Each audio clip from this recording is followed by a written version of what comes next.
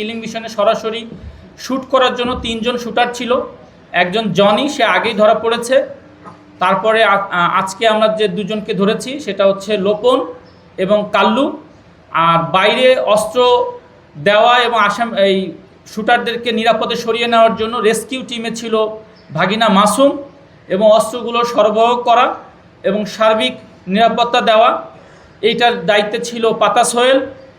আর আসামিকে দুঃখিত নিহত গোলাম কিবরিয়াকে নজরদারি করা, তার গতিবিধি নজরদারি করা এবং তিনি কখন টার্গেট পয়েন্টে বিশেষ করে বিক্রমপুর হাওড়ারে আসবেন সেটি দেখার জন্য ফরমান নিযুক্ত ছিল আমাদের বুক পোড়া সুজন। তো তাতে করে সার্বিকভাবে দেখা যায় সরাসরি এই কিলিং মিশনে 6 থেকে 7 জন জড়িত ছিলেন। আরও অনেকে যারা কিলিং মিশনের পর্দার পেছনে থেকে কাজ করেছেন তাদের বিষয়ে চাঞ্চল্যকর তথ্য আছে, বাট সেটি এখন তদন্তের স্বার্থে আপনাদেরকে আমরা শেয়ার করতে পারছি না।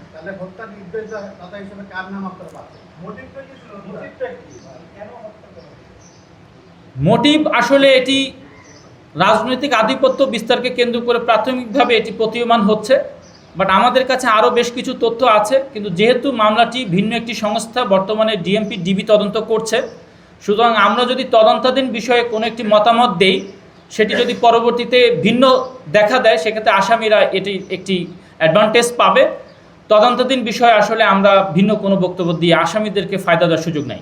কাল্লু ওরফে জাহাঙ্গীর, তাকেও আমরা উত্তরার দিয়াবাড়ি 18 নম্বর সেক্টর থেকে আমরা গ্রেপ্তার করতে সক্ষম হই। পরবর্তীতে আসামিদেরকে জিজ্ঞাসাবাদ করে আসামিরা সিসি ক্যামেরার ফুটেজ তাদেরকে দেখালে আসামিরা নিজেদেরকে শনাক্ত করে এবং জিজ্ঞাসাবাদে এই হত্যাকাণ্ডে সরাসরি অংশগ্রহণ করার কথা স্বীকার করে। পরবর্তীতে আসামিদেরকে আমরা যখন হত্যাকাণ্ডে ব্যবহৃত অস্ত্র সম্পর্কে জিজ্ঞাসাবাদ করি, জিজ্ঞাসাবাদের এক পর্যায়ে আসামি লোপন সে জানায় যে তার অস্ত্রটি তার কাছে আছে।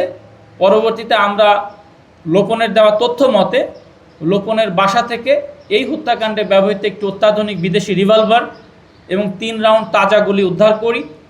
এই রিভলভারের চেম্বারে 6টি গুলি থাকার কথা, 3টি গুলি পরবর্তীতে তাকে জিজ্ঞাসা করলে সে বলে যে ঘটনায় সে 2 রাউন্ড ফায়ার করেছিল আমাদের গোলাম কিবরিয়াকে ভিকটিম, এবং 1 রাউন্ড গুলি সে পরবর্তীতে ওখান থেকে বের হয়ে জনগণকে নিবৃত্ত করার জন্য, যখন জনগণ আশেপাশের লোকজনকে সরিয়ে দেওয়ার জন্য সে 1 রাউন্ড ফাঁকা গুলি করে। এই 3 রাউন্ড গুলি সে ওখানে খরচ করে, আর বাকি 3 রাউন্ড আমরা তার অস্ত্রটির মধ্যে চেম্বারের মধ্যেই পাই।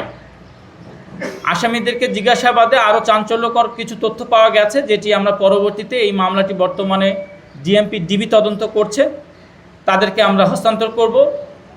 আসামিদের নামে বাংলাদেশের বিভিন্ন থানায় অনেক মামলা রয়েছে, বিশেষ করে হত্যা, চাঁদাবাজি এবং মাদকের মামলা পাওয়া যায়।